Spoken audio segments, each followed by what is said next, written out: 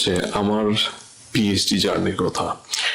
আমি পিএইচডি যখন করি আমার দুইজন সুপারভাইজার ছিলেন, এবং এই দুজন সুপারভাইজারের একজন ছিলেন তিনি আমাকে মোটেই দেখতে পারতেন না, এবং আরেকজন মোটামুটি কিছুটা আমাকে পছন্দ করতেন।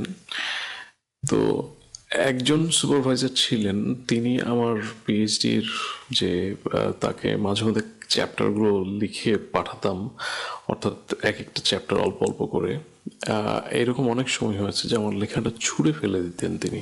তার কথা ছিল যে মানে আমাকে তিনি কনসিডার করতেন একেবারে একটা খারাপ ছাত্র হিসেবে, এবং আমার লেখাও ভালো ছিল না, এই টাইপের। সো যাই হোক, পরবর্তীতে যেটা হয়, ফাইনালি আমার পিএইচডি থিসিসটা যখন এক্সামিনড হয়ে বের হয়, এক্সামিনাররা আমার থিসিসটাকে নমিনেট করেন সব থেকে ভালো যে থিসিস সেগুলোকে ডিনস এক্সেলেন্স অ্যাওয়ার্ড দেওয়া হয়, এবং এক্সামিনার দুইজনই কিন্তু আমার এই থিসিসকে সেটার জন্য কিন্তু নমিনেট করেন। কারণ যারা এক্সামিনার অর্থাৎ ফাইনাল যে আউটপুট সেটা পড়ে তারা এতটাই খুশি হন যে তারা এইটার জন্য নমিনেট করেন।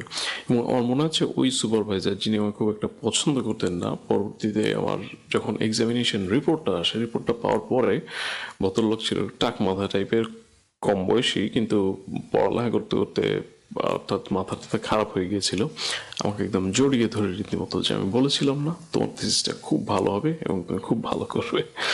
যাই হোক, আমি আমার ছাত্রদেরকে কিন্তু ভালোবাসি। PhD student